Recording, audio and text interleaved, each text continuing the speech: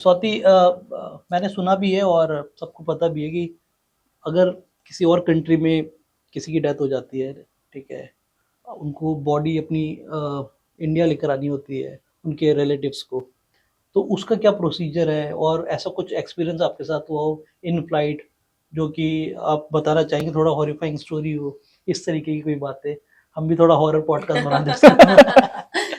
हाँ, इसका प्रोसीजर होता है, बिल्कुल होता है कि अगर किसी की डेथ हो गई है, ठीक है, और उनको बॉडी के साथ लेकर आनी है तो उसका प्रोसीजर होता है, बट वो ऑन द स्पॉट नहीं हो सकता है, ठीक है। अगर आप चाहें कि हमें ऑन द स्पॉट अभी के अभी हम एयरलाइन कॉल करेंगे हो जाएगा, no, it will take 72 hours to 4 days, ठीक है। उसके लिए पूरी CM से परमिशन लगती है, चीफ मेडिकल ऑफिसर जिसको हम बोलते हैं। उसके बाद डॉक्यूमेंट्स लगते हैं बहुत सारे, और जो बॉडी होती है वो हमसैक बोलते हैं जो उसमें आती है। दैट मीन्स ह्यूमन, हमसैक मीन्स होता है ह्यूमन रिमेन्स, ठीक है। तो हमसैक होता है, उसमें बॉडी आती है नीचे एयरक्राफ्ट्स में। सो ये सब चीज़ें होती हैं। So it will take time. ये ऐसा वन टाइम प्रोसीजर नहीं होता कि अभी किसी की डेथ हुई और हमें अभी के अभी body, no, unless it's a private jet या फिर कुछ ऐसी हैं तो it's a different thing, I would not comment on that. But commercially अगर आप बात करें तो yes, it is not a one time procedure at all. चाहे आप जिसकी मर्जी जैक लगवा दो, नहीं हो सकता, ठीक, अनलेस वो गवर्नमेंट एयरलाइंस हो या कुछ ऐसा हो तो वो अलग है। मतलब बढ़ने वाले को पहले बताना पड़ेगा कि मैं आने वाला हूँ। मैं आने वाला हूँ, यस यस, दैट्स ट्रू। आपके साथ कोई ऐसा इंसिडेंट हुआ हो जो बहुत ही ज़्यादा डरावना हो, इन फ्लाइट कुछ ऐसा एक्सपीरियंस? हाँ बिल्कुल। मेरे ख्याल से ना आप ये क्वेश्चन किसी भी कैबिन क्रू से पूछोगे ना, किसी भी एयरलाइन का कोई भी क्रू ऐसा नहीं होगा, I can vouch on that, जो ये बोले कि मेरे साथ कभी कुछ हॉरिफाइंग नहीं हुआ, ठीक है, कोई नहीं होता।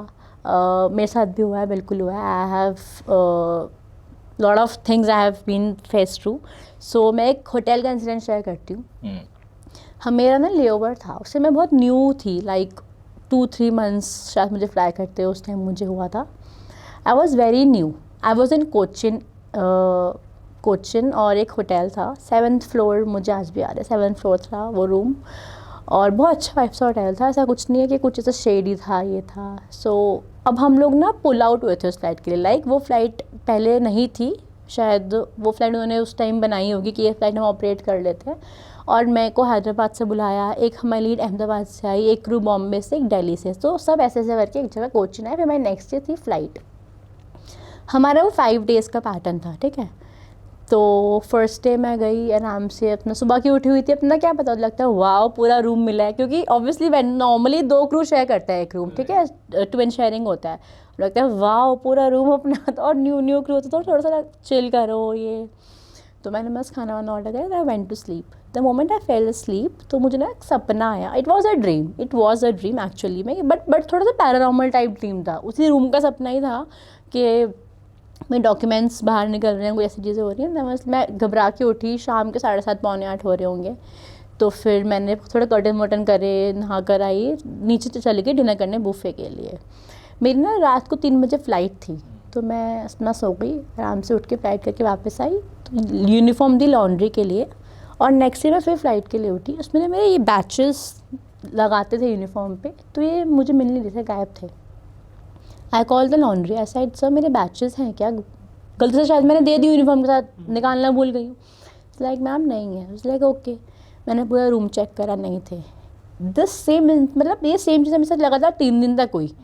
इमेजिन कि अगर मैं एक बार अपना बैच अगर मैं भूल गई हूँ, second I will be more cautious ना, कि मुझे ध्यान से देख के देना यूनिफॉर्म कि मैंने दिया या नहीं दिया। आई वॉज मोर कॉशियस, नहीं था।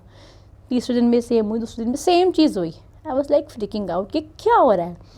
तो लाइक ठीक है, इतना ना उस टाइम दिमाग नहीं लगाया उस टाइम इतना कि कैसे हो सकता है, क्योंकि न्यू था सब कुछ, ऐसा भी होता पता नहीं था। तो उसके बाद ना फिर लास्ट मेरी वापस मैं हैदराबाद आ रही थी मैंने ना हर 1 घंटे का अलार्म लगाया था। मेरी सुबह के 5:30 बजे की फ़्लाइट थी, मुझे 4:30 बजे निकलना था, 3:30 मुझे उठना था। तो मैंने हर आवर का अलार्म लगाया कि जब जब चेक करूँगी, अपने सामने रख के सोऊंगी और कहाँ जा रहे हैं मेरे बैचेस। तो मैंने हर घंटे अलार्म बजा, मैं उठी, सब कुछ था, मैं सो नहीं पाई उस दिन रात को। तो 1:30 बजे अलार्म बजा, मैं उठी। फिर मेरा अलार्म से 3:30 बजे बजा, मैं उठी, मेरे फिर बैचेस नहीं थे, मेरे बैचेस भी नहीं थे, इनफैक्ट मेरा परफ्यूम भी नहीं था। हमें ना कैश पाउच मिलता है एक, तो उसमें हमारा ये बेसिक सामान होता है, जैसे perfumes and you know pens and all these things. मेरा परफ्यूम भी नहीं था उसमें। ठीक है, अब चला गया, उसने दिमाग नहीं लगाया, मैं घर आई, नहीं घर नहीं, फ़्लाइट करी। I was just discussing with the lead, मैंने कहा यार पता है बड़ा अजीब चीज़ हुई मेरे साथ ना, ये ऐसे ऐसे हुआ। She was looking at my face horribly, सिर्फ तो मैं क्या बता रही हूँ। She was like Swati which floor you were at? I was like 7th floor. Are you serious? What happened? That was a haunted floor. No crew goes over there. How come you went there? I was like, मुझे नहीं पता था ऐसा भी कुछ है. Then she was like this. So there were certain spirits जो शायद बताना चाहते हैं कि मैं वहाँ पर हूँ, but they will not harm you. Just to make to feel their presence कि हाँ I am also there, but I'm not harming you. So उस दिन जब मैं घर गई हैदराबाद, मुझे नींद नहीं आई 2 दिन. I was like shit. I was not alone. I was with other people as well. So yes, this is the first experience.